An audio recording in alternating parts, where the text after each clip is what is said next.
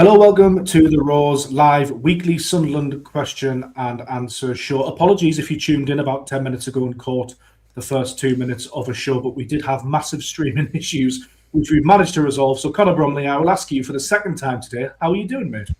I am well, yes. Looking forward to talking about Sunderland's 0-0 draw with Brighton. You were halfway through a question I'd just asked you, but I'll ask you again. Are Sunderland now safe from relegation given the Premier League table? I think there's a 14-point gap. Wolves look doomed. They haven't won all season. What is it, 2 points? Burnley have put up a little bit of a better fist of it, but to me look like they lack real quality and the wins have really dried up and they've stopped taking points. So you're just looking at that one spot, I think. I personally think Sunderland have got enough, but I'm sort of hardwired over the years to not be too confident about it until it's mathematically done. Where do you sit? I think I'm always looking at the relegation first. I did that in League One, did that in the Championship. I always in them leagues wanted 50 points, and then you can worry about achieving anything else. And I think it's the same in the Premier League. I am always looking at 40 points. I do, for example, last night I watched the Leeds game against Crystal Palace because I'm sort of watching to see what's happening down the bottom. But I think the reality is that Sunderland aren't in a relegation scrap and won't be this season if we play at the level of Leicester did last season. Till the end of the season, we'd finish with 41 points. We are obviously miles better than that Leicester City team. Even if you just look at some of the home games we've got to play this season, we've got Burnley at home, we've got Fulham at home, we've obviously got Leeds coming up at home. If you win all three of them games, you're just about safe as well. So I don't think Sunderland are in a relegation scrap, but I'm always looking down the table to make sure we're getting, we're 14 points clear of West Ham. They've only picked up 30 this season. They've got to, if they match that from now over the next 16, 17 games, they'll only just about be catching up with us. So, yeah, I don't think Sunderland fans have to massively worry about it, but obviously if we lost 5 or 6 games in a row, you might get sucked in a little bit, but I don't think that'll happen. Yeah, no, I tend to agree with you. What did you make of the Brighton game? Because I thought in the first half particularly, I thought Sunderland were really, really good. I thought they probably should have scored in that half. Second half after the interval, I thought Sunderland were good again for about another 20, 30 minutes. Then Brighton sort of came into it in a big way. So coming out of the game, I was very, very satisfied with the point and the clean sheet. I sort of thought that's another challenge and test ticked off, because my big concern, Conor, coming into the game was, can you go again emotionally after the Newcastle game? Can you find that little bit of consistency away from home? You've had this big, massive high that you've worked all season towards, which was the Newcastle United game. You've got the win.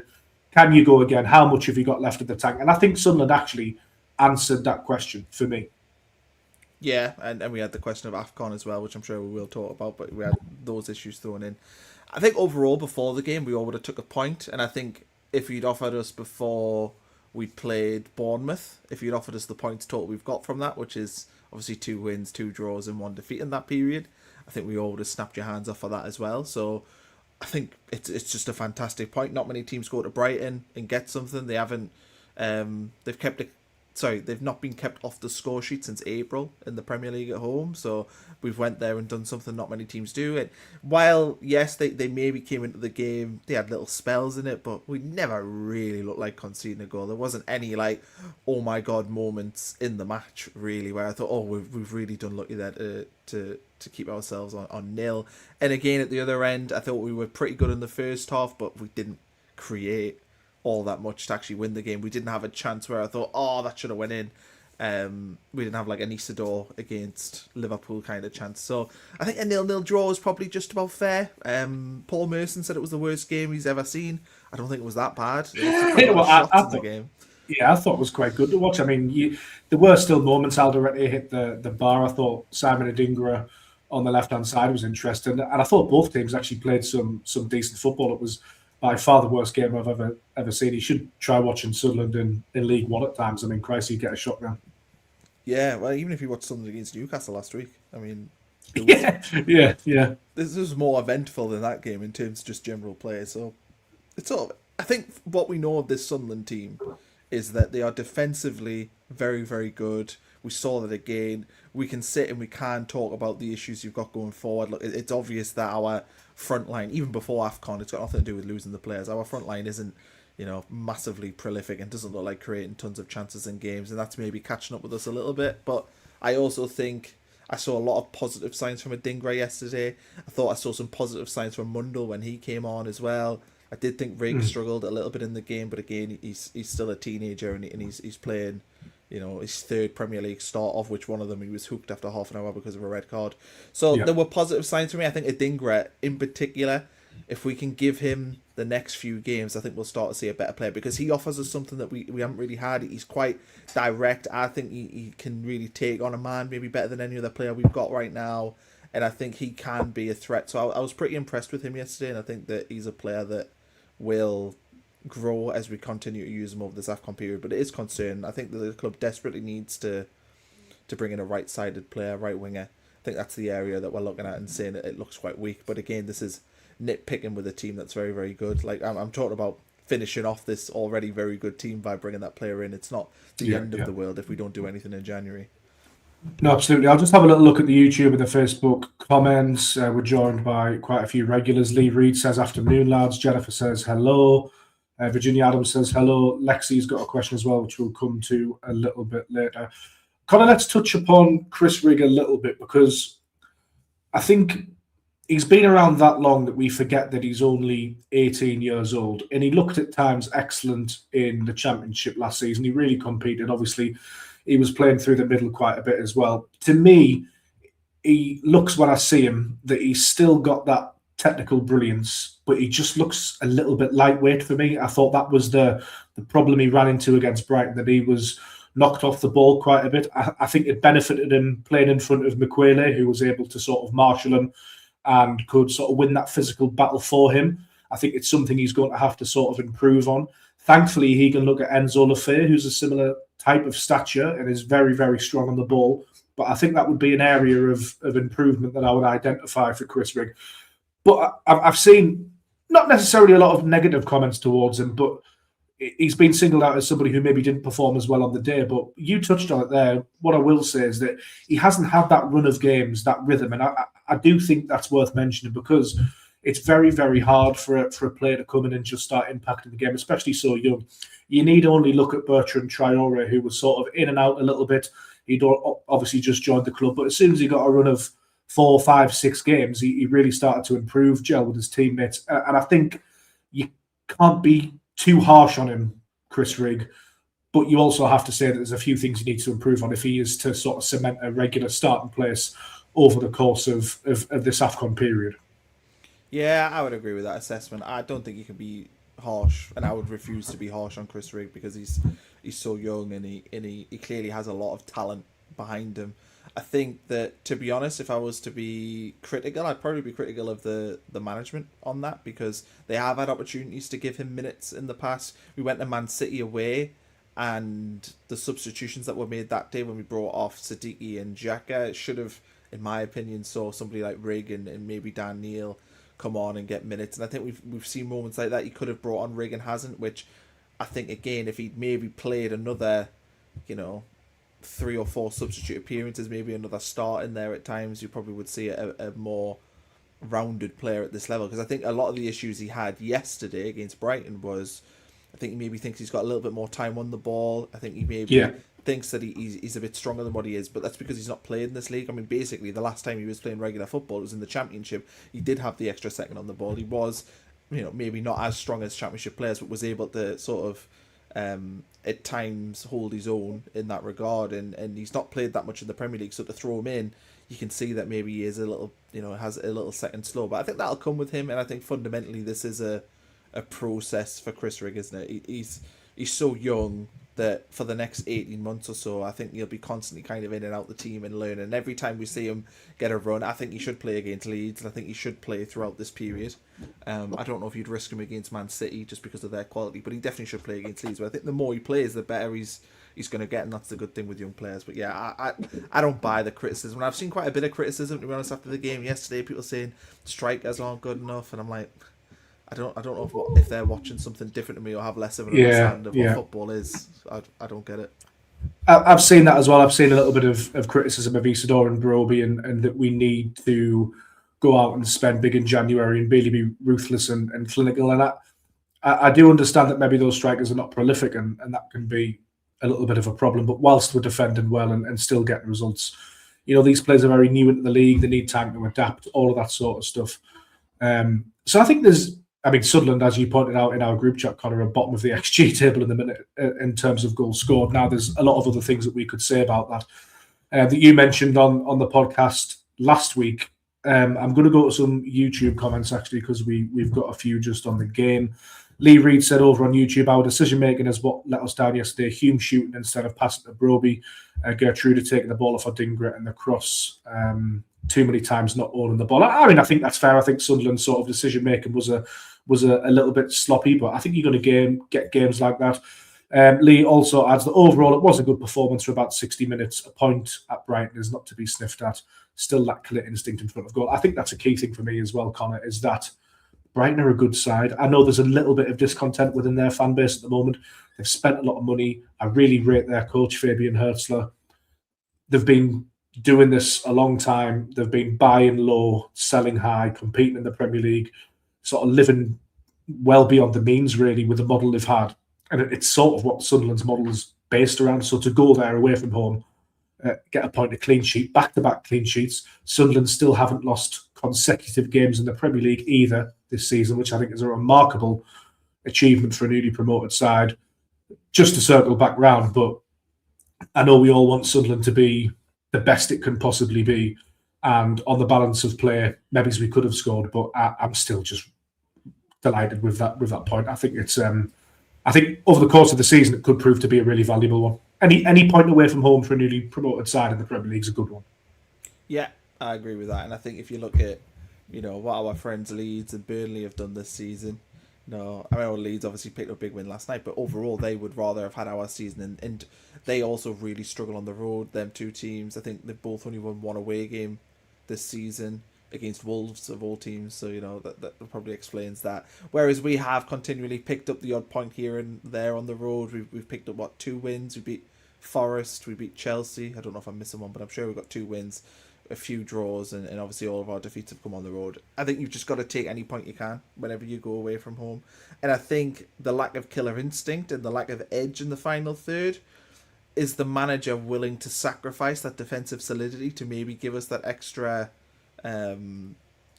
edge almost in the final third. And I think that's the balance that needs to be weighed up, and that's why for me that right wing position I think is actually the answer to a lot of our issues. And I think if we can bring in a really good player for that position, we bought, say, Siddiqui and Diarra in central midfield. If we can get a player of that calibre but on the right hand side, I think we would look like a very, very dangerous team. And I think for me that's what I want to see us do. And as Bo Jimgills, who comments on my channel as well, yeah, you can point at the strikers all you want, but fundamentally they're not getting masses of service. I know Lefay yesterday was very creative, and I think sometimes we are getting into good positions and not taking the opportunity, or we're snatching it, we're maybe shooting when we should be passing. But again, I think that will come with time. We know that this team can score goals. We've seen it this season. It's not like we've been barren for the whole campaign, and we've also played in the last 4 games where we have struggled. We've played Liverpool, we've played we played Liverpool, we played Man City, we've played Newcastle, and we've played Brighton, all of which are top level teams in this league. You would all expect them to be in the top 6 or 7 come the end of the season. I had Brighton 5th, Newcastle in the Champions League, and obviously the other two are the other two. And we were looking at this run as well before AFCON kicked in, the festive run of fixtures, and we were all looking at the Leeds and Brighton games like we need to get something from those. Now we're almost ahead of schedule. I'm not saying it doesn't matter what happens against Leeds, because it quite clearly does, but there's not that desperation on that game anymore, that emphasis, that important, because Sunderland have picked up points. They've beaten Newcastle, they've got a point at Brighton, they've got that point at Arsenal, against Arsenal at home, they've got the point against Liverpool, so they've just been ticking along nicely in my opinion. But when we looked at this run, I started this run in my head at the Bournemouth game.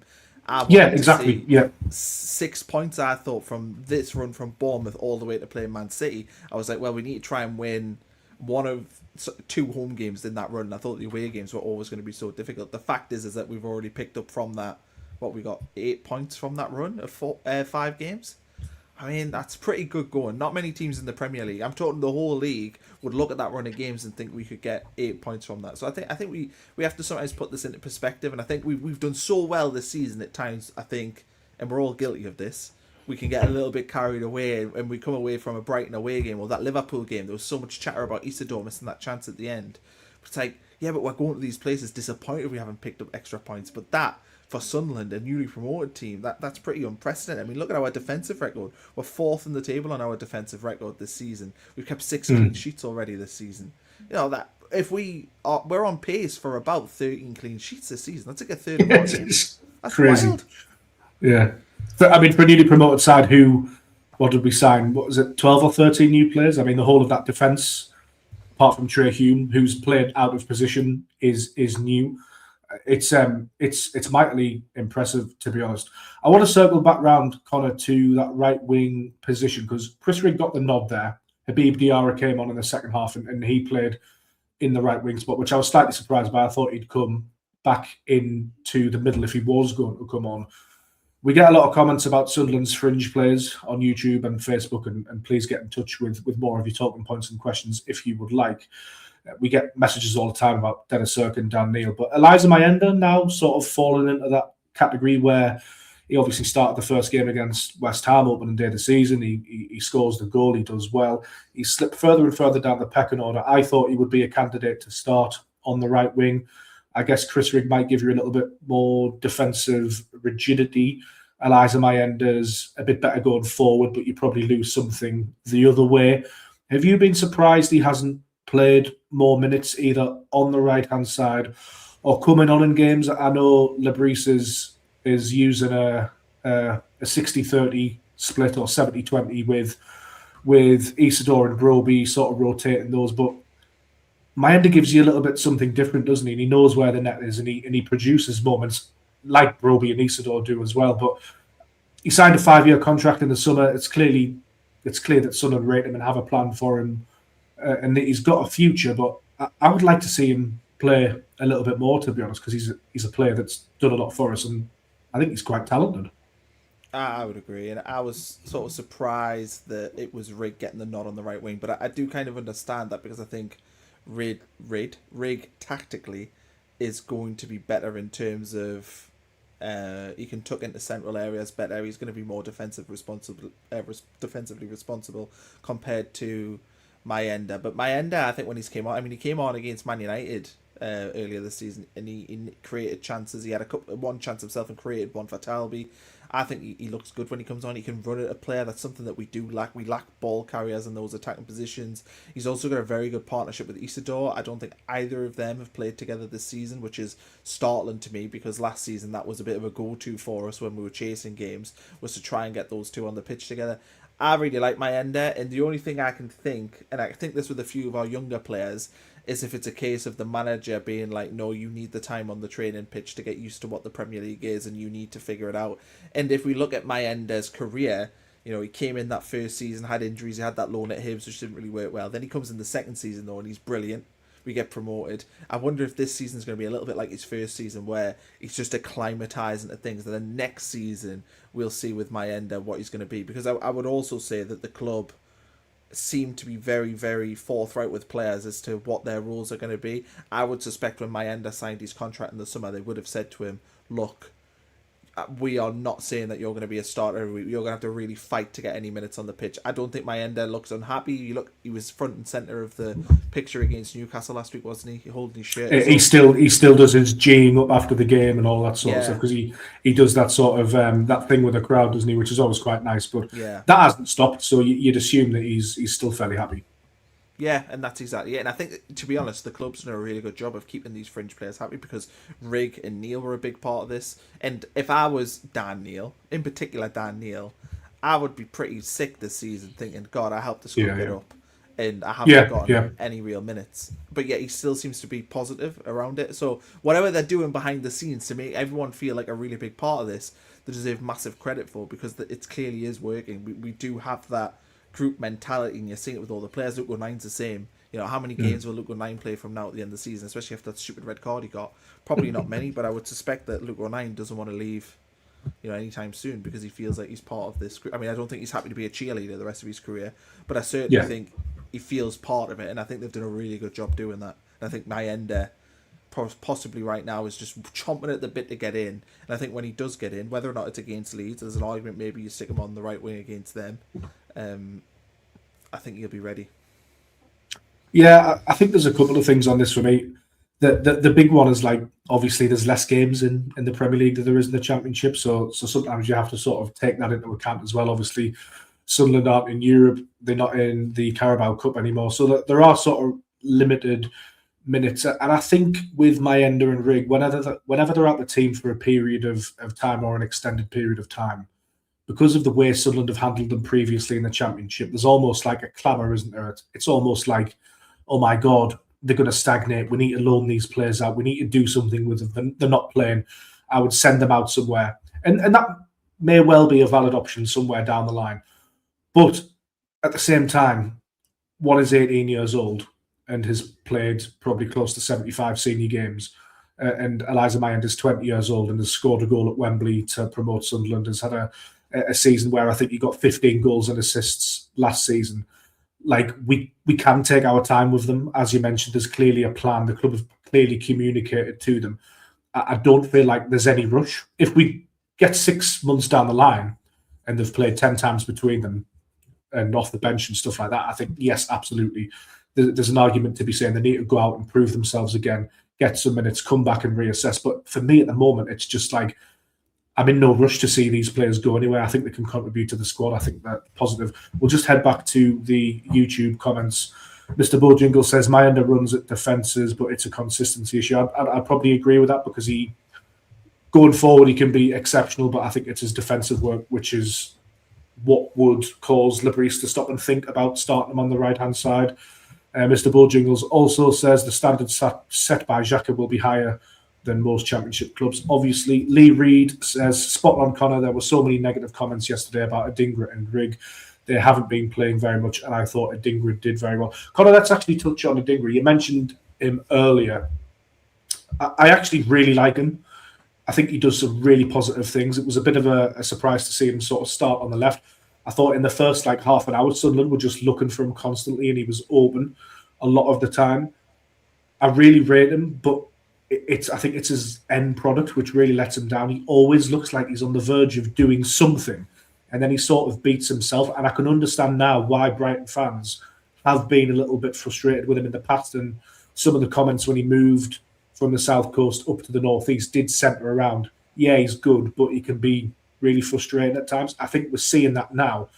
But in terms of the criticism yesterday, for him coming in from the cold, I actually thought it was a decent performance from Simon Adingra. I would agree. Yeah, I thought it was. I watched him and I thought he was threatening. And I also think that, when you're trying to assess players in the way you watch them, Adingra gives us different things to what our other wingers do. And he gambles more. And I know somebody talked about his defensive work. But fundamentally, we cause Brighton problems because normally we are so defensive on the wings that it means that the opposition can push their fullbacks because we are so defensive. Whereas Adingra is getting space because he's gambling on the fact the fullback, say, pushes up and then he's got space to exploit. And I think we did that quite well yesterday in the first half. That was clearly a directive in there. And I think that's probably why he went with Rigg, because Rigg could tuck in and sort of make that midfield more solid. And Adingra had that license to go forward. That's probably the reason why he wouldn't put Mayenda out there, because Mayenda's quite similar. Mayenda probably does want to gamble a bit more. I mean, certainly if we were look at the Leeds game, for example, coming up, Leeds play with wing backs, but they don't have other wide players, do they? So I think you could potentially make the argument that we can take the risk with Adingra or Mayenda in that game because Leeds only have them one fullbacks playing against them. So I think that's an interesting one, but to see what will happen with that. But yeah, I thought Adingra did well, and even when he was at Brighton, he wasn't getting consistent football all the time. Like he was a bench player, he was a rotation option. It's Sunderland. If he can get this run now through to probably like the Everton game in the FA Cup, if he can play regular minutes and play, 60, 70 minutes in all these games, you will see a better player. That's just the reality of how it works in football. The more minutes he gets, the more confident he's going to be. So I'm not willing to necessarily say his end product isn't there because I don't think he's played enough. And we saw in the opening day, that cross he put in, I think it was Ballard's goal, wasn't it? He set up. I think so, yeah. I think you're right. Yeah. That was an unbelievable cross on his wrong side as well. I think that we'll see the best of him as time goes on. And you've also got to remember we were playing a good team yesterday, so he's playing against a top I would say they're a top 8 Premier League team. That's where I'd expect Brighton to be come the end of the season. Difficult playing against that sort of opposition. So I think he did really, really well, all things considered. I guess the flip side of it is, though, for Simon Adingra, is that he has this chance during AFCON, but he really, really has to grasp it with both hands. Because when those lads come back, Bertrand Traore, Talby's going to be around, Siddiqui comes back, so then that allows maybe Enzo Lefebvre to move on to the left if needs be. He really needs to show now in these games that he's worth his starting spot, because, sort of post mid-January, the end of January, Sunderland's squad, possibly even with some additions, hopefully we don't get any more injuries or anything like that. It's going to look good for Régis Le Bris in terms of the options he's going to have. It is, and we've also been pretty lucky with injuries this season. Touch wood. And I did touch wood there, but we've been pretty lucky with injuries this season, haven't we? So we can. I love that. I love that. We've been pretty good with injuries this season by Sunderland standards, which meant that only our record £30 million signing has been out for the season, which is actually, by comparison, quite decent for us. Yeah, well, that is true. We did lose Ballard for a little bit. We did lose Alderete for a little bit. But all things considered, I remembered when we had like Steve Bruce's manager and we had just 14, 15 injuries the whole time he was manager. So right now I'm looking at it and thinking, well, it's the same thing with some of our defensive cover. I can't envisage Luke O'Nien playing games of football at Sunderland. But if we were to pick up 2 centre-back injuries, well, he's going to suddenly be in the conversation. And it's a lot of our depth players has been like, we've been very fortunate. Yes, we did lose Diarra, which was a big blow, but Enzo Lefebvre tucks into that position the most logically. If we lost Diarra and Siddiqui, or heaven forbid we lost Diarra, Siddiqui and Xhaka, then you would have seen players like Dan Neil play more minutes. We've been quite fortunate this season that the squad's been able to manage itself quite well, which is probably why we haven't seen as many fringe players. But the point I was eventually going on to with that is that when we get to January, we could still be in the FA Cup. We could be chasing that, which could change the dynamics of the squad if we're playing 3 game weeks. But we haven't really had that this season. Going out the Carabao Cup early, I thought was criminal from our perspective, because I think we really could have done with those extra games to give players minutes and keep them ticking over and finding form among those fringe players. I think that was a real big blow for us at the start of the season that we went out that competition. I just hope we've been given a pretty horrible FA Cup draw. I just kind of hope that in the FA Cup we can do that and go on a little bit of a run to actually get players minutes and share minutes around the squad. Now, I think we should be targeting that FA Cup because, as I said, I don't think we'll be in a relegation battle. If we had a big FA Cup game on the weekend and a Premier League game in the week, you've got to prioritise, in my opinion, that if we were to get past Everton in the third round. But I think those extra games, we would start to see more of those rotation options coming at the team, and maybe players like Adingra getting more and more minutes, and Rigg getting more minutes, and Neil potentially getting in the team. And I think that's probably been the one thing this season. The fact we've avoided injuries, these players haven't got as many minutes as they'd expect. Yeah. Right, let's have a look to the YouTube comments. We have one that says, it's not a goal scoring problem we have. It's a final ball into our goal scorer's problem. Case in point, Hume took on that shot when he had an easy ball through to Broby to put him in on goal. I think that's a fair comment. Brian Lawson adds on YouTube that the Leeds game will be interesting. They are brimming with confidence. We are short of players. Need another gritty performance from the lads. Yeah, absolutely. Elizabeth says, I met you last week. I don't know whether that's aimed at me or Connor, but thank you for tuning in. I want to touch on this question actually from Mr. Bo Jingles again. Do we make Geertruida signing permanent? I thought his performance yesterday, Connor, coming in as a central midfielder was really, really strong for a number of reasons. He hasn't played actually in a couple of weeks, certainly not from the start. He didn't get on the pitch at all for the Newcastle United game. I think so far he's played centre-back, full-back, wing-back and centre midfield for Sunderland. He's a real Swiss Army knife of a player.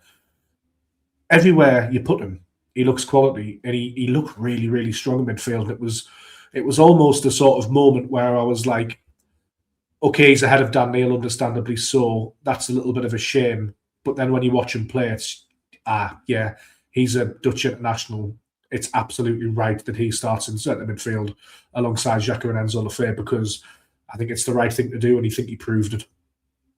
Yeah, and to go to the crux of the question, I mean, I would sign him permanently. What, it's a 17 million quid, isn't it, to make that a permanent deal? And he's so, and he's so versatile. Yeah, everybody needs a player like that. He's almost like he's like a a higher quality Lugo 9, like a Premier Yeah. League Lugo 9, in a sense that he can play in these different positions and do all of them competently.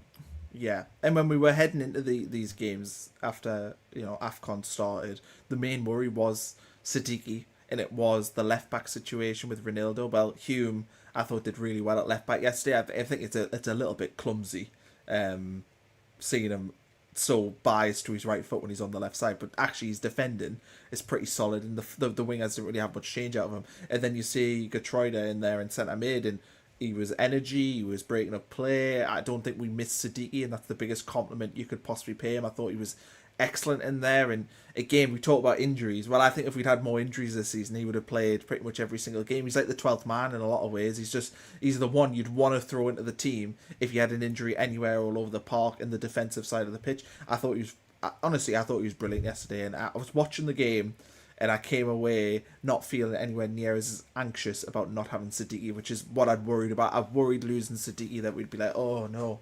And it also makes us less anxious about potentially losing Xhaka at some point if you've got Geertruida coming in there to be, or Geertruida, I keep saying his name differently. But if you've got him in there playing in that position, I don't think we'd miss Xhaka as much. I just think he's that quality of a player. So I really rate him. I think he's a top level player, and I think if we didn't sign him, another Premier League team would come in and buy him for that sort of money. I think he's been that good, so I think we'd be stupid. Now the only question is whether or not he's happy being the 12th man. I don't know how these work. Is it agreed that if Sunderland, decide to trigger it, he just signs? Is that already all agreed, or is it a case of him going, do you know what, I think I can be a bona fide starter in a team in the Premier League, and that's what I want to do? I'm not 100% sure, but I really like him, and I've got no issues with him playing in this team. I think he looks like a really, really good player. Yeah, I completely agree. YouTube user Skull on a Stick says, I like Geertruida being quality when he's played, and he's fitting with the rest of the lads really well, it seems. Be daft not to try and sign him. Andrew Watson on Facebook says, I don't think he's played enough to want to make it a permanent move, but I've thought he's been good in every game he's played. I guess a lot will depend on how much he plays between now and the end of the season. As Connor mentions, I'm not sure whether he's already agreed a contract with Sunderland and it would just be a case of buying him, or whether he'd have to renegotiate. My good feeling is usually in these scenarios, the player can actually reject the move if he wants to. But yeah, yes, exactly. Yeah, where it just wasn't right for all parties, and they just decided to can it, didn't they? So yeah, it's an interesting one to watch. I mean, I've seen enough to want him at Sunderland. I think he's a really, really good player, and I would actually flip that and say that although he hasn't played like every minute, he has got the quality where he could break in, and I think Noah Siddiqui's absolutely brilliant, and he's been integral to the way we play. But if Geertruida kept that level of performance over like 5, 6, 7, 8 games, like that's a real question, depending on who the opposition is. Like Geertruida versus Siddiqui. Obviously, we haven't probably seen the volume of games in midfield from Geertruida to make that call yet. But that would be interesting to me, because I thought his levels yesterday were absolutely exceptional. We're going to move a little bit onto the Leeds game, Connor, but Granit Xhaka just continues to be. Give me 2 moments. I have a ball. No problem. I'll keep it going. But yeah, the point I was going to make was that Granit Xhaka continues to defy logic in his Sunderland career by just being genuinely excellent, but also he's avoided a 5th yellow card for I think the 3rd or 4th game in a row, so he's going to be fit for the Leeds United game, which is an absolutely huge boost. I'll get Connor's thoughts on that when he comes back, but we've got a comment from Neil Routledge who says, think it's down to Geertruida if he's happy plugging gaps. He's good enough to be a regular Prem starter. I would agree, Neil. I think a lot of it will come down to the player. He seems to be really motivated and happy from what I can tell. He looks like he's enjoying life at Sunderland. Here comes Conor Bromley. He's back. Yeah. We're still on Geertruida, but we're going to pivot to Granit Xhaka because he's avoided that yellow card, I think, for the 3rd or 4th game in a row. He continues to defy belief by just being completely excellent and not picking up a booking. That's a huge boost for the Leeds game, isn't it, for him to be available? Yeah, it was the Arsenal game he picked up his 4th, so he's done well. He's done very well. Very, very well. Doesn't even look like picking up a booking, but yeah, it's integral. I mean, I was pretty irritated that him and well, in particular him against Liverpool, didn't pick up the yellow card because I thought puts an unnecessary strain on this Christmas period. Whereas he could have missed that Man City game. I know it's ridiculous, but we kind of all sort of wrote off that Man City game, didn't we, heading into the derby? I thought he should have picked one up there, but I look at it and to be honest, he doesn't look like picking up a yellow card. He's street smart, isn't he? And yeah, I think it's really, really good, and I think it's good to have him against Leeds because the Leeds game, it's a big game. I know it's not like a derby game or anything, but there is a bit of needle between Sunderland and Leeds. I think there certainly was last season. No, I really enjoyed both of those two games. I know away from home we lost it late on with the two Pascal Stroik goals, but in terms of the atmosphere and the quality of the game and the drama, I thought was excellent. And then obviously at the Stadium of Light there was that Meslier howler. Oh, yeah. The back and forth between the two clubs' fan bases who were both hugely passionate, and obviously there's the history with the 73 and all of that sort of stuff. And just I think like generally Leeds' attitude in the summer was, well, you were 24 points behind us, we'll be all right. And then we've managed to overtake them for the moment, and obviously they're having a little bit of resurgence under Daniel Farke, who I actually quite like, to be honest. I think there's always going to be a little bit of something in those games, isn't there? Yeah, there definitely is a bit of needle between the two, and I think it's not like both fan bases don't hate each other. I don't think it's anything like that. But it's like good needle, isn't it? It's like good needle. It's like the sort of needle you like. It's the sort of needle which is good fun, but it doesn't make your heart want to stop, like when you play Newcastle or something like that. I'm not going to feel like sick if Sunderland were to lose to Leeds in the sense of what I would against Newcastle. But yeah, I think it'll be a really good game and a really good atmosphere at the stadium, which I'm really glad for. I think the Man City game 8 o'clock New Year's Day, I don't know what that's going to be like because it's an 8 o'clock on New Year's Day, but I think the Leeds game, I would suggest everybody's going to be very intoxicated for that game. Yeah, possibly. Yeah, still intoxicated from the night before. Who knows? But I think it'll be interesting. Leeds are really, they're a team that I watch a lot of. I quite enjoy watching Leeds. I've been very curious as to how they do this season. It started because I thought we were going to be in a battle with Leeds all season, so I was watching them out of expecting to be down there, and obviously we haven't been. But I watched them last night, and I thought they were brilliant. The way that they're set up, the spine of the team looks very, very strong, and the centre backs are big bullies. Really, really can dominate. They gave Mateta and Ketia last night no space. The midfield, again, it looks strong, it looks competitive, and they've got 3 in there. And then up front, they've got 2 big lads. I think Nemecha will be fit, so it'll be Calvert-Lewin and Nemecha. And they're 2 big, imposing centre forwards who are going to make Alderete and Ballard. I think there was a murmur that Ballard picked up an injury yesterday. I'm not 100% sure what's been said about that, but it's going to be a difficult night for those playing against those. But that being said, there's still things that we can get at in that team. I mean, they're trying to make Leeds out as a super team. They're not. they definitely have flaws that we can play through. I don't think they've got the best ball players. I would trust that Xhaka, as he has done pretty much all season, would help us control that middle of the park. And I think if you do control the middle of the park in your first and second balls, you would probably hurt this Leeds team and win that battle. So they're definitely there to be beaten, but we're playing them at a bad time. They're on a bit of a high. Their away form's not great. That being said, they've only picked up 4 points, I think, on the road. There's 4 or 5 points on the road this season. They've not been great away from home, but this change they've done to 3 at the back or 5 at the back is made them look far, far better. So I think we're in for a difficult game, and on form, Leeds, I watched them beat Chelsea 3-1. I've watched them pick up a really good draw against Liverpool. They were unlucky last weekend against Brentford. They do look like they've really sort of turned a corner. Yeah, let's have a look at some of these comments. Andrew Watson over on Facebook referencing Granite Xhaka says he's a manager on the pitch would be a big miss for any game. Andrew Watson also says Leeds matches I've watched this season, they seem to have problems picking up players moving into the edge of the 6-yard box late on. Mr. Bojingles says we need the hoardings brought in to limit the Leeds long throws. Well, I think if Sunderland can do that, they absolutely will, because they quite like to do that. Brian Lawson says, question, given the way we set up, who is the most effective striker on our books right now? That is a good question. I haven't had time to think about that because he's literally just commented. The most effective striker on our books at the moment. Do you know what? That we spoke about it last week, Connor, but that performance by Brian Broby against Newcastle United, just in terms of old-fashioned centre-forwards play, which might not necessarily be the most aesthetically pleasing thing on the eye in terms of total football or passing it around. I actually loved it because that's the sort of football I grew up watching. I thought it was brilliant to witness. I guess it comes down to like what flavour ice cream you like, because Isidore does things that Broby doesn't necessarily do. I think they've both got the place. I think they've both got the place and purpose starting games. I think you can easily flip it for the opposition. You can tailor it to the opposition. I'm still convinced that sometimes it's good to have Isidore running defences a little bit ragged for 60, 70 minutes.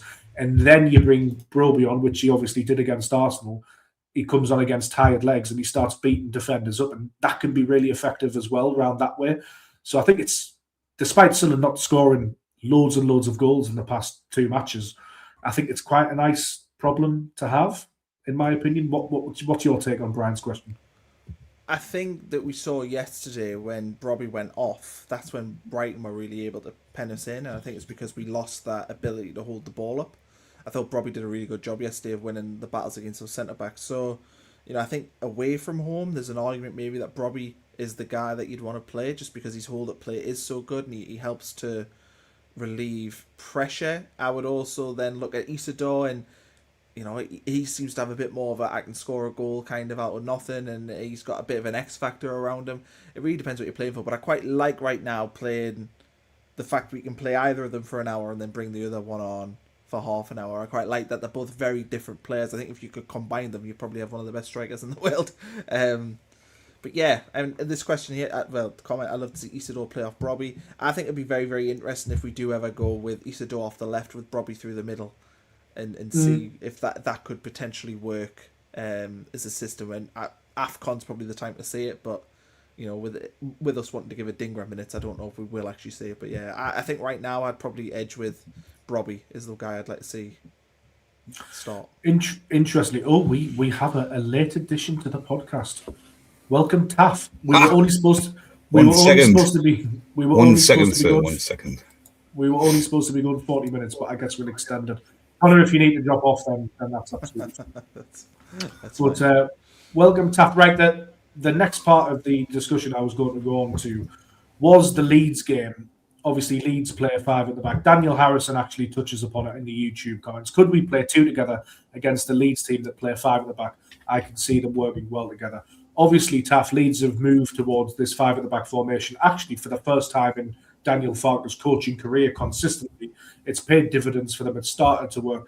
How do you see that game tactically? Because Sunderland at the moment are sort of favouring that 4-3-3, or it was more of a sort of a 4-2-3-1. I've even just saw it described as a bit of a 4-4-2 at times in defence. Would you be tempted to match Leeds at home, given that Régis Le Bris has played that system before? I know you're not massively keen on it. You often reference the Everton game, which I know is entirely fair, but do we have to match Leeds United at home, or should we just concentrate on playing our own game? I think that if we've got to have... we can already have 5 in the midfield because, as you say, sometimes Lefay goes up as a second striker. Sometimes he can drop and sit back. So we've already have. If we play 4-2-3-1, then it's fluid like that, and you can press with Lefay and the wingers up high. But when you sit deeper, you will have 5 in the midfield. But I think it's quite important not to be overrun in the midfield. But we protect that zone just in front of the box pretty well. And I would expect Geertruida and Xhaka to sit in front of there again. And it's just about trying to cut out their play and press them higher up the field.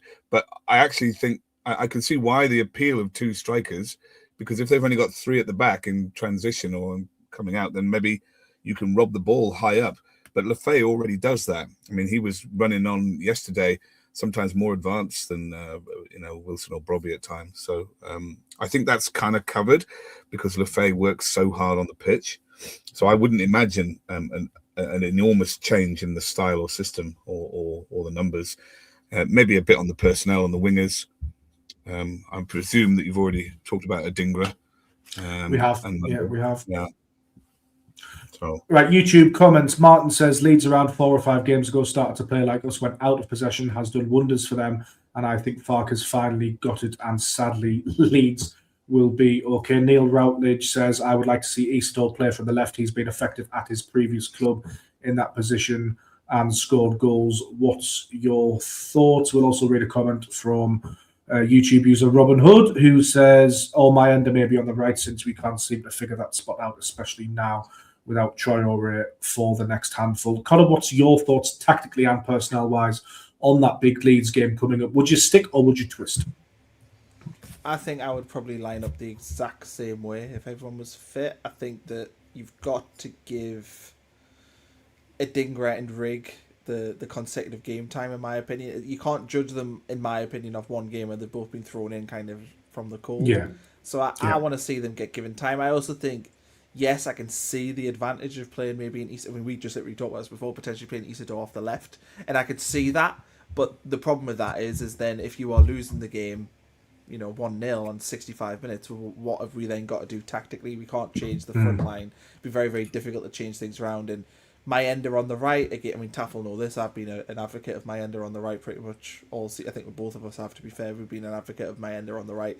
So I wouldn't be opposed to that. And I actually wonder if this weekend, if there was going to be a change, maybe it would be Mayenda coming in for Rigg. But then we've also got Remain Mundell we've got to think about. We've not even mentioned him on this podcast. He's a player that I really like the look of. He's quite explosive. He's defensively pretty solid. He probably could have scored, or maybe thinks he could have scored yesterday when he had that shot where he ran onto it and it was saved.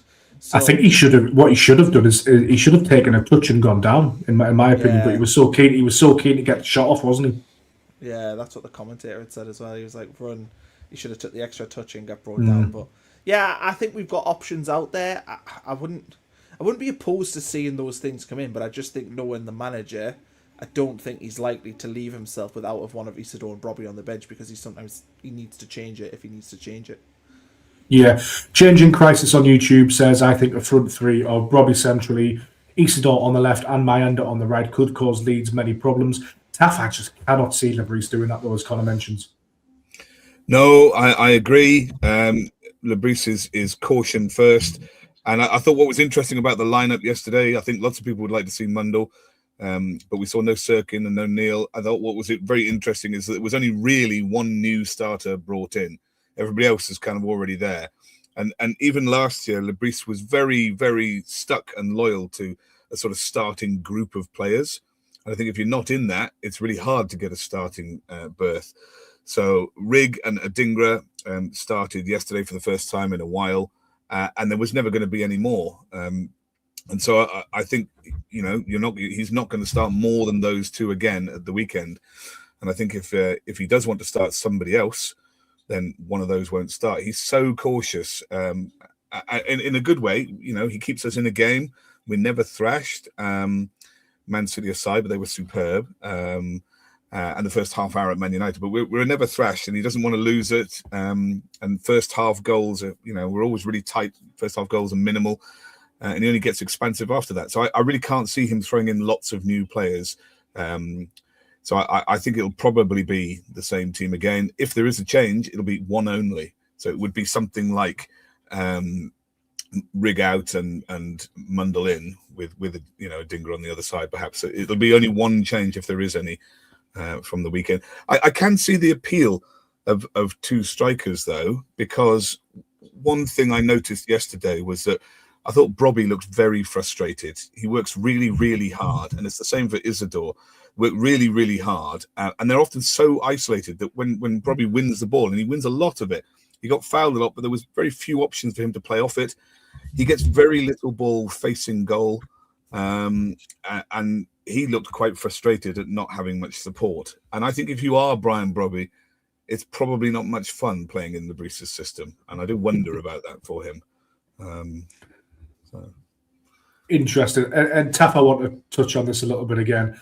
We have been called obsessive for covering this point ad nauseum, but I think yesterday's game against Brighton really hammered it home again, and it's probably worth mentioning that Le Bris decided to start Trey Hume at left back over Dennis Cirkin. Dennis Cirkin didn't make it onto the pitch. Yeah. Dan Neil didn't make it onto the pitch again. And I think at the start of the season, when these new players were coming in, and in the summer when they were all being bought, we looked at it objectively and said there's potential due to injury, suspension, and AFCON that these players could get a chance. I think we all hoped that they'd get a chance as well, but for whatever reason, Le Bris sees them every day in training.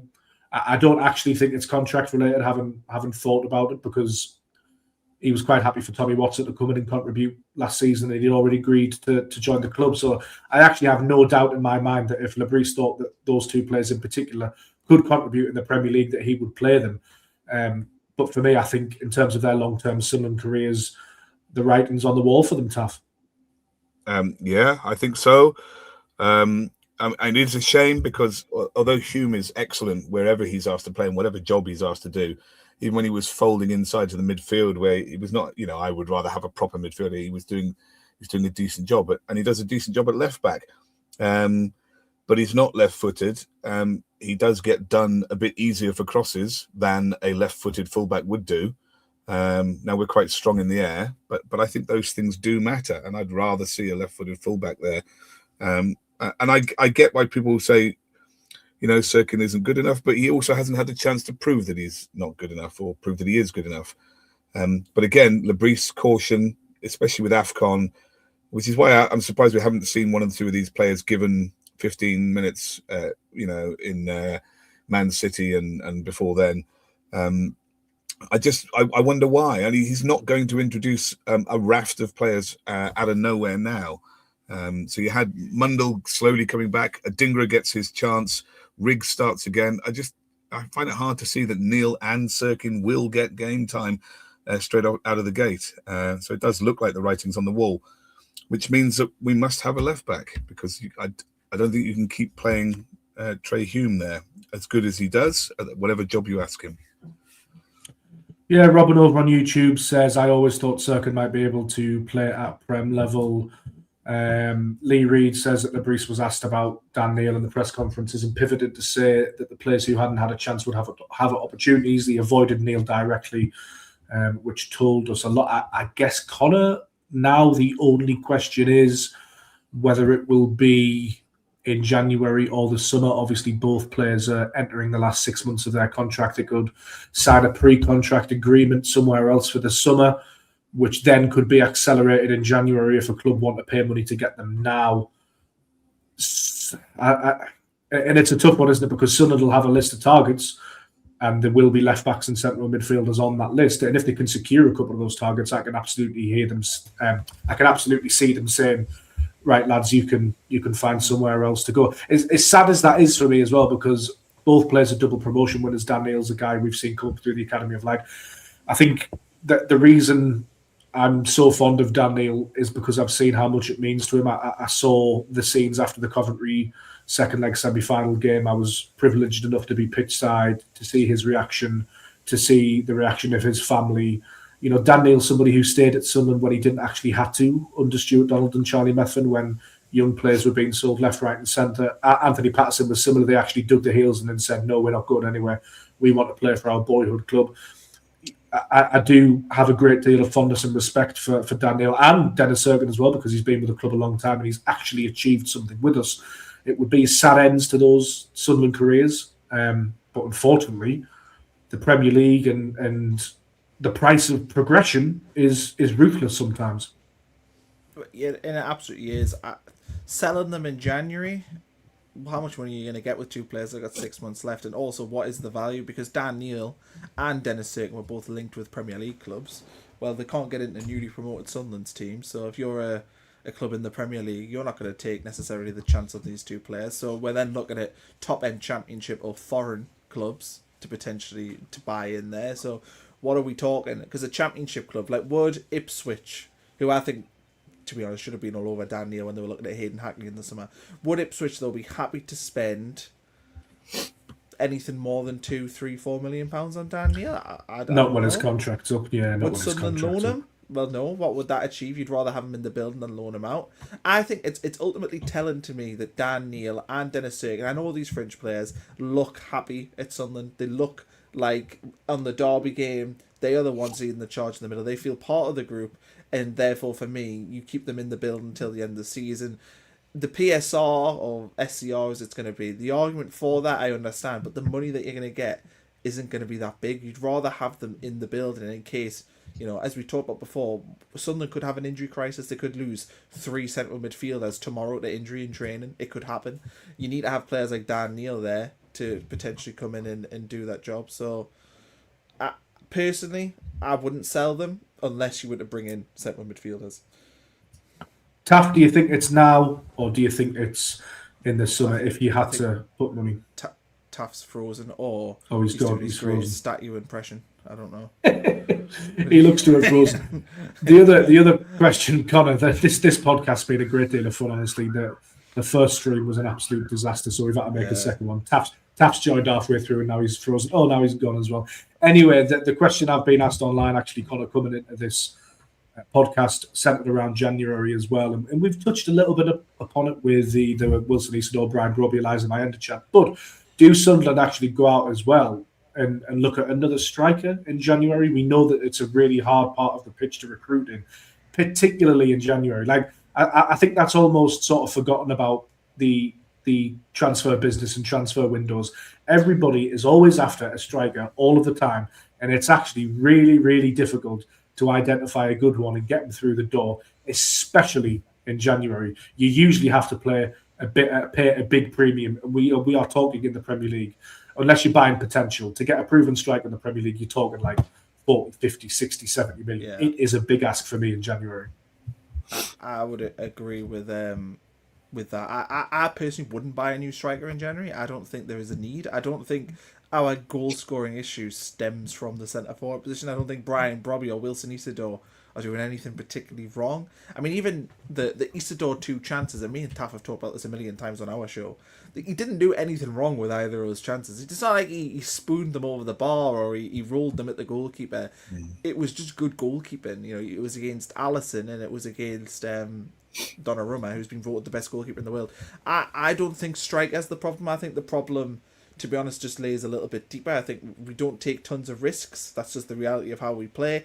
And as I've said, you know, and I'll beat this drum at the end of the day, I think the problem that we have comes from the right wing. We didn't buy, of everything we did in the summer, we didn't buy an adequate right winger. I think that I look at, say, Fatawu, who I watch a lot of at Leicester, and I feel like he's kind of ready-made for this team. He's defensively pretty solid, but he's also got that ability to score from nothing. Again, I talk to Taff about this all the time.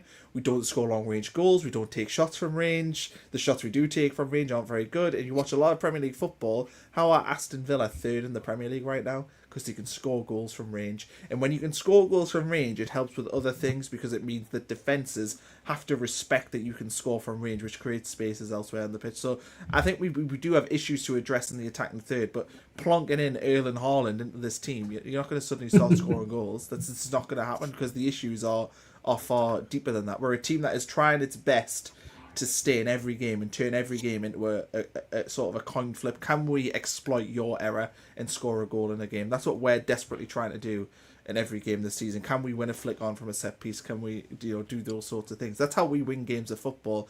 And I don't think the strikers, the way that Brobby plays is perfect for our system because he helps relieve pressure defensively. That's what we need because we're more worried about not letting other teams score.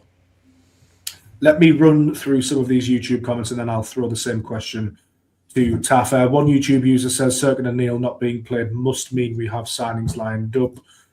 Being Leanne says, I really feel for them, but sadly this is the reality of the Premier League. Mr. Bojingle says, it's sad, but the model is buy and sell. That's the evolution of the club. Robin Hood says, you're pretty much looking at championship teams for Cirkin and Neil now. Another comment saying, what do we know about their contracts? Over the past few years, we've had a few emergency one-year extensions. Reckon we could extend and make a bit of money over the summer. I just can't see that happening, to be honest. I'm not sure what the incentive would be for Neil and Cirkin to agree from that. Another YouTube comment says, as players, they must want to play, and so it's better for them to move on. I think probably yes, because Dan Neil and Dennis Cirkin have been regulars, barring injury, for 2 or 3 years now. Neil Routledge says, I've always liked Dan Neil, think his style is more suited to the Italian league, a bit less slower football, more time on the ball. I think he would thrive in that league. Thoughts? I do think that Dan Neil does benefit from time on the ball, as would every midfielder. I thought Tony Mowbray's comments were interesting on Dan Neil because he said that he wanted Dan Neil to push up a bit more, play through the lines. He doesn't tend to do that. He's a bit more cautious, which is perhaps by design as well, because Sunderland started to play him in the number 6 role. So, I mean, I think we've covered that really. Being Leanne says, having watched the Leeds game yesterday, Connor, does it worry you more about the upcoming game? Answer that briefly, and then I'll go to Taff on the striker question. Yes, that is my brief answer. Yes, it does worry me. I think they are in form, and that it doesn't matter that they're a new promoted team. They are in form. They've got a striker who scored 6 and 5 that's always going to be a problem. So yes, I am a little bit more. I'm worried. I mean, I'm not staying up at night thinking about it, but shivering, shaking in his bed, the sweat dripping from his head. I'm not quivering. No, I'm not quivering. But yes, in terms of the game, I do not think we're going to be in for an easy afternoon next Sunday. Mr. Ripsaw on YouTube kindly says, top quality video, guys, liked and subscribed. Taff, thoughts on this? Thoughts on the striker question in January? I've had a few social media users asking whether that's an area of the pitch Sunderland should strengthen. Connor has given his view. I've given my view. I think it's a really hard area of the pitch to recruit in January. Personally, Connor added that Wilson Isidore and Brian Broby are doing a good job. What are your thoughts? Well, I mean, there was rumours about that Mexican striker at where is it? Milan? Is it Santi Jimenez? Yeah. There's rumours about him, but I don't think it's the most pressing place to recruit. I think clearly we need a left back because there's no left back trusted beyond Renildo. We need a right winger, and I agree with what Connor said. That I think our problems lie deeper. They lie deeper, and they're not really problems. They lie in the way that we play at the minute. Le Bris doesn't want to lose, want to keep us in games. I think this is great. If we end up with a 0 goal difference, we will historically, like eternally, be somewhere between 9th and 12th. And that would be an amazing achievement. Now, going forwards, next year, the year beyond that, you're going to have to do something different. You can't do that every year. So you have to start thinking about how might we be a bit more adventurous? How might we be a bit more creative? And so if you're thinking about that, then our wingers are not particularly effective enough in supporting the striker or creating balls. We don't, as Connor said, take enough risks, even further back than that. Our only creative midfielder in the centre is Le Fay. And it's really noticeable that Wilson or Traore play much better when Le Fay is behind them, but he can't be in both places, even though he works so incredibly hard. So having a midfielder who can be as strong in dictating play and tackling as Xhaka or Siddiqui, and as creative and linking as Le Fay, those are the missing properties. And then having quality wingers that deliver a ball. I actually think that Mundell is a really quality winger, and every time he comes on, we look an awful lot more dangerous when he's on the pitch. After his initial introduction yesterday, I think we sat back a lot to defend the lead, sort of 65 minutes, and he didn't get that chance. But I always think we look more dangerous when he's on the field, and he had the clearest shot on goal, I think, yesterday. And I don't, so I think there are other areas. I don't think a striker solves it. I think the strikers need to be solved by a little bit about the way we play, a little bit about adding more creativity in midfield and on the wings. Have we got another 15, 20 minutes left in us? We've done an hour, but the comments are starting to roll in, so I've got to double check with you. Connor, how are you fixed? I might be repeating what you said. Who knows? Yeah, I mean, I do need to walk the dog at some point, but I can certainly give you another 10 minutes. Let's do 10 minutes. Right, I'm told that this username is being being Lenny is how it's pronounced. So I will endeavour to do better with my pronunciations going forward. But this particular user also adds, do you know if there's anything in the rumour of Mayenda going on loan to Leicester? I mean, if I was a championship club, I would be interested in Mayenda because he's young and he's shown that he can do it. Particularly a short-term loan from January would seem really appealing because he's obviously not in the squad. However, if I was Sunderland, as we mentioned actually, Connor, in terms of his age and his profile, unless he was really desperate to go and play regular games, I'm not sure I'd let him, with the caveat that if Sunderland do strengthen again in January, that maybe he has to go out on loan. But for me, I think he stays and you reassess in the summer is my good feeling. Yeah, I mean, if you got an injury to Isidore against Leeds, then you need Mayenda. Exactly. So yeah, Connor, do you concur? Yeah, I wouldn't be getting rid of. I mean, this is all. I would say that all we've talked about with players leaving has to be caveated with if we sign a player. If we sign a new centre forward, which I don't think we will do because we've just spent £25 million on Brian Broby and we're just seeing the best of Brian Broby right now, it wouldn't make much sense. The other thing you've got to think about with Le Bris is I don't think that he likes to chuck players in who haven't really had pre-season. Think about the players that we've signed who came in late in the deadline. Most of them took ages for them to get established in the team because he doesn't want to chuck them in. If we signed a player in January, we're not actually going to start seeing them play regular football until middle of February because he needs that much time to get his system ingrained in them. There's only been a few that have come in and have played regularly, and that was desperation. Alderete had to come in and play straight away. Mukele had to come in and play straight away. But you look at Geertruida, if you look at Bromley, they were the two ones we brought in on deadline day. They've not, it's taken them ages to actually get themselves sort of established in the team because it takes so long to get used to how we want to play. So I don't think we'll necessarily do massive business in January. I just think we just need a right winger for me. I know, and Taff mentioned a left back. They are the two positions that we really need to get sorted out. I do like this comment because I think it's aimed at you, Connor, from SJ30,000 that says, "Are Leeds suddenly Real Madrid now? Some fans are going over the top. They're in form. It doesn't mean we are now going to get spanked." Comments like this really tickle me. I know that I was just about to say the comments like this really tickle me because we never actually said that, and I haven't seen any Sunderland fans say that Sunderland are going to get spanked. All have pointed out is that, Leeds have hit a bit of form, and usually that's significant because that's what you look at is form coming into a game. I mean, if we didn't look at these things, we might not have things to talk about. Yeah. It was really good. They were really good last night when you watched them. I mean, I also, when we were talking about Leeds, said that their away form's absolutely honking. So, they drew against Brentford the other week. So, I don't think we're worried about Leeds. As we said before, I am not quivering thinking about playing Leeds. So, yeah, they're not Real Madrid. They're still a bog-standard Premier League team that are just... Yeah, absolutely. We've also got another question here from a YouTube user. When will we get credit for making teams play bad? Is it when we finish in the top half? I actually think we've had a fair amount of credit, Taff. In terms of the general punditry around us, I'm actually quite pleased with some of the narratives because I think people have been quite nice about us. The only thing I would say is that there's been like a couple of things that, like I saw Wayne Rooney and Micah Richards after the Newcastle game say that Granit Xhaka's the signing of the season in the Premier League, and I'm just sort of like, yeah, fair enough, lads, but you're about 4 weeks late with that. But generally, I actually think we've had a pretty fair ride in terms of the punditry around us. I think it's been pretty cheap to begin with, but even Jamie Carragher has retracted his "we will be relegated" talk now. I think that the punditry is generally in praise of us. And I don't even think that people are suggesting we're going to drop very far. I think people will say, well, we might drop off. Maybe we won't. But even if they do say we're going to drop off, they're not suggesting we're going to drop off very far. I think most people would have us above 15th these days.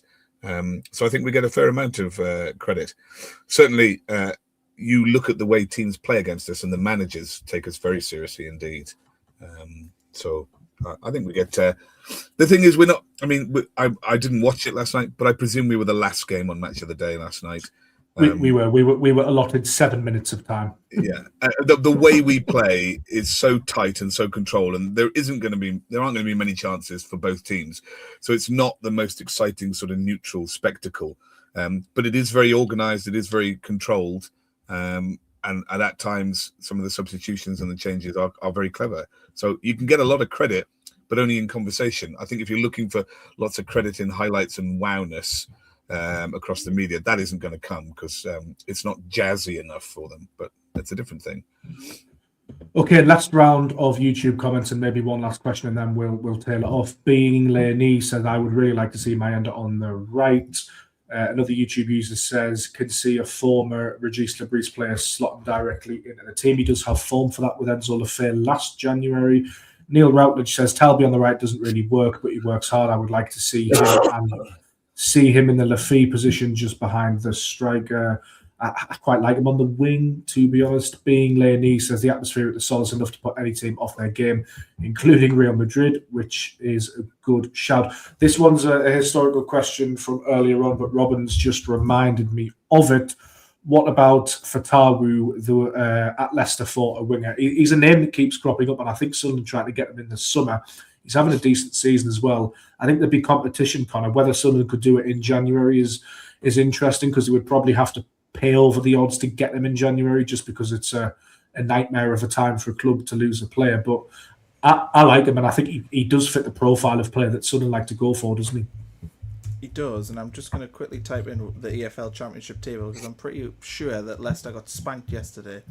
against QPR 4-1 at home. So Leicester currently 13th, 5 points from the playoffs, and are also going to potentially get a point deduction. Also didn't pay their staff when they were expecting to get paid over Christmas. So dear. Leicester, I suspect, probably do need a little bit of cash. So I think it's an attainable signing for Sunderland. I think he does tick a lot of boxes. I mean, I remember in the summer when we were first linked to him, I did a lot of research and watched a lot of Fatawu playing, and I thought, yeah, he looks to me like a player that we'd like. As I said, defensively, pretty solid, good dribbler with the ball, scores goals as well. His stats in the Premier League last season, he actually picked up a big injury last season, so he didn't. I think he played 11 games. But his stats were very, very good in those 11 games. Very high on dribbling, taking on men. Considering Leicester wouldn't have had the ball as well, he did come out quite well in that sort of short sample size. So I think he's a player that Sunderland like. He's also a good age. If you're talking £25 million, which I would guess would roughly be the sweet spot, this is a player that you could potentially sell for 50 in 18 months, 2 years' time, if all goes well, and that is what Sunderland want to do, isn't it? So I think Fatawu makes a lot of sense. The only thing I would say is we haven't signed from the Championship at all, so maybe they wouldn't want to do that because the market will be inflated. But with that, what I just said about Leicester potentially being in financial trouble, maybe a deal could be done there. But I think other teams will be sniffing around, especially if you look at, say, West Ham, who are fighting for their lives. If a player like Fatawu becomes available, I've just seen them linked with Jacob Strand-Larsen as well from Wolves. There are teams that are going to be in desperate situations to sign players and may put more money in because they're so desperate to get a player for that position. And I don't think Sunderland are desperate right now to bring in players, so I don't know.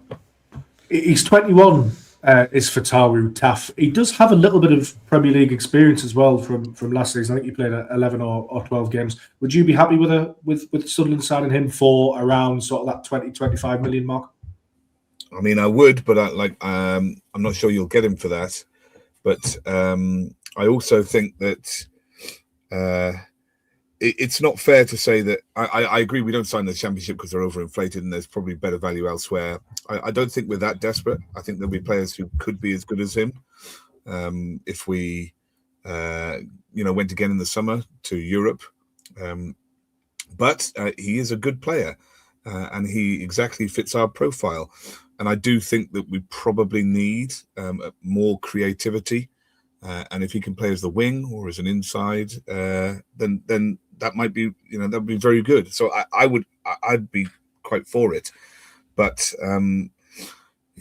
I don't know. I don't know if they're going to pay the odds. There will be other teams who are deeply desperate who would probably pay more than us and would be prepared to pay more wages than us as well. I don't know how much he'd be motivated by that. There's all sorts of talk. There was talk the other day about redoing that Sassuolo. That was a player from Sassuolo, the Armand Armando. Yeah, there's talk about that being revived because we so it's clear being in for him and being in for Fatawu, it is clear that the club want a young, explosive, goal-scoring winger on the right, and that Traore is simply a one-year stopgap. So, I mean, if you get them in for January, then they're going to be flying out of the gates come the start of next season. So I could see something like that happening, and I could see the benefit of it, particularly for next season. But it's not essential. You still have the summer to get people. But it's clear that the club are looking at these sort of things because they tried to inquire about Fatawu. They nearly signed Loriente. So it is obviously something that the club are trying to get. Whether they get it in January is another question. But I like him as a player. Gerard on YouTube says, don't want any Championship players or players from relegated side, especially for 25 million. We only sign progressive young wingers, preferably from teams winning their leagues. Another YouTube like user Connor says... Like Connor said, he was injured last year, so he played very little in the Premier League for Leicester. But when he did, he was great. They really missed him. They put a lot of money into him. They didn't buy broadly enough, and so they missed him when he was injured. So it's not an entire reflection on him that he's a relegated man. Although I don't think he makes a difference on his own.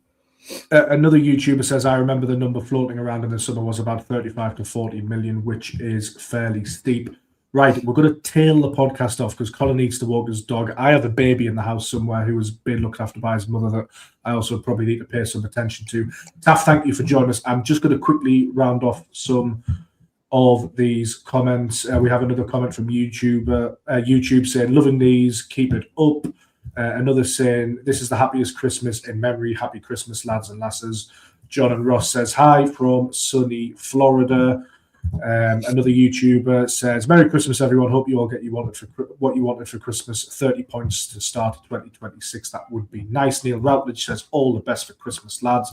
Billy GW Morgan says, "Happy Easter, boys," which, I think that's... I mean, I hope we have a happy Easter. If we have a happy Easter, we might be top 10 for sure. Absolutely. Lads, thank you very much for joining us again. We've gone like an hour and 15 minutes, which has been great. Lots of comments. It's nice to see this little community building. Tell me, Connor, what you have got coming up this week and what people can tune into after the Brighton game ahead of Leeds. So me and Taff will be doing our review probably later today, which will be out probably later today of the Brighton game. Then we've got propaganda. We're going to do end of year propaganda as well, where we look at all the amazing stuff from like the playoff run and stuff. I'm sure that'll all be in there, so that'll be fun. I don't know if we'll do that this week, but we'll do it at some point. And then we'll have our preview for Leeds, which we'll record well before Christmas Day, because I don't think we want to be recording on Christmas Day. No, and that brings me to another good point, actually, Taff, that I have no idea when we'll do another one of these, but hopefully we'll bring you on at some point. What have you got coming up over the next couple of days that's different from Connor? No, I do what he tells me to. Absolutely. his work wife. Yeah, exactly. Well, fantastic. You can find Connor and Taff over on Twitter, YouTube, Facebook, all of the good stuff. We're also on the Sunderland Echo website. You can buy a paper if you want to as well. We're across YouTube. All of that good stuff. We will hopefully be back after the Leeds game, hoping about a win. That would be nice, wouldn't it? But yeah, cheers for watching, and we'll see you next time.